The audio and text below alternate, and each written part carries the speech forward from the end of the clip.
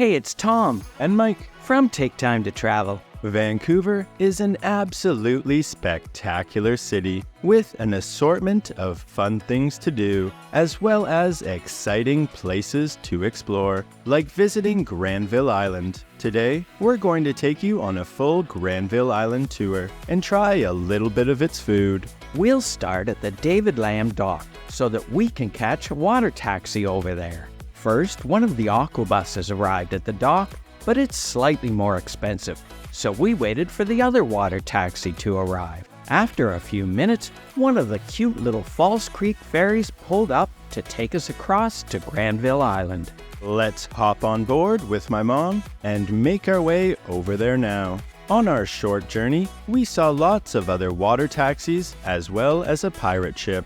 This kind of public transit is such a great way to explore the city, where you can get some exceptional city views from the water for a very affordable price. It didn't take us long to get our first glimpse of Granville Island, with all of the floating homes along the shoreline. And across on the other side was a lovely view of the condo towers surrounding George Wainborn Park. And just a little bit further, we began to see some of the many boats docked at the False Creek Yacht Club. What a beautiful view of Vancouver. It sure would be nice to have our own boat tied up here. But our scenic ride is coming to an end as we wait for our turn to dock. Going by water taxi to Granville Island is definitely better than taking an Uber. Setting foot on the Granville Island ferry dock, we were treated to some more breathtaking views. So of course, we had to take a quick selfie. Now, let's head up the ramp and check out this popular destination. Right at the top of the ramp, we saw one of Granville Island's many performers playing an interesting looking flute with a stunning background overlooking False Creek. But let's keep going and head over to the main attraction, the Granville Island Public Market. As soon as we stepped inside, we found lots of fresh vegetables and produce on display. And as we wandered through the main section of the bustling public market, we saw piles of fresh fruit and berries, and appetizing pyramid-shaped mounds of cherries.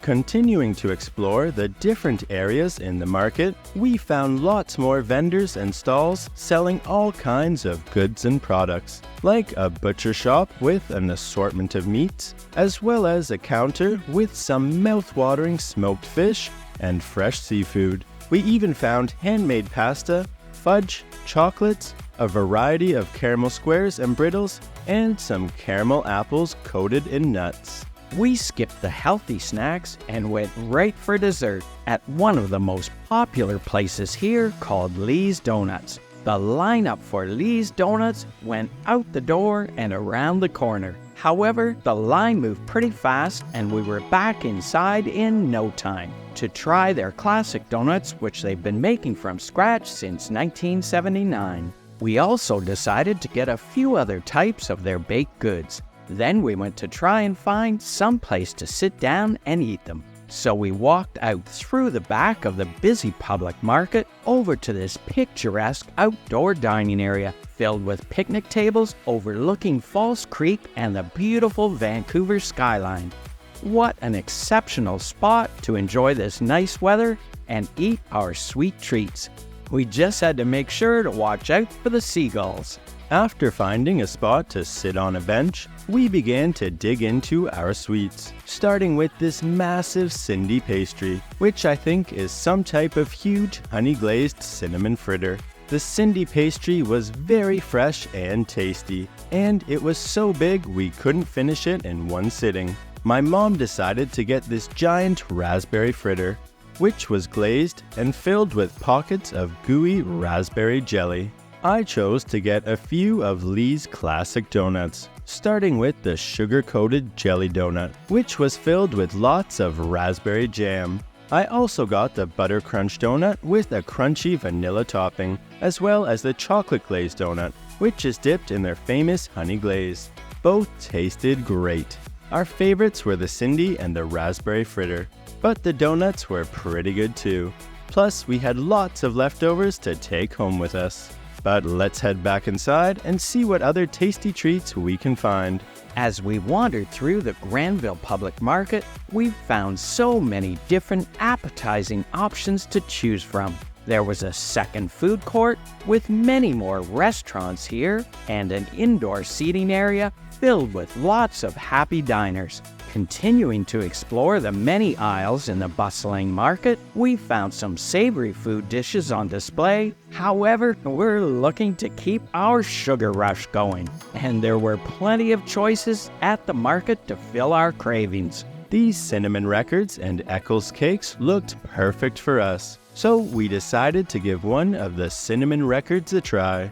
There were healthier choices, but the pastries won. So now let's keep going and make our way through the busy market and head back outside to find a place to sit down on this lovely terrace. The cinnamon record was gigantic.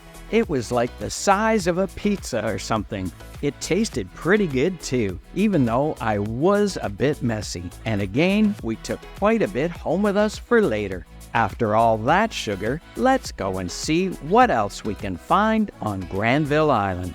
Just across from the public market is the Net Loft, which has lots of different artisanal shops and vendors inside, selling handcrafted fashions and gifts.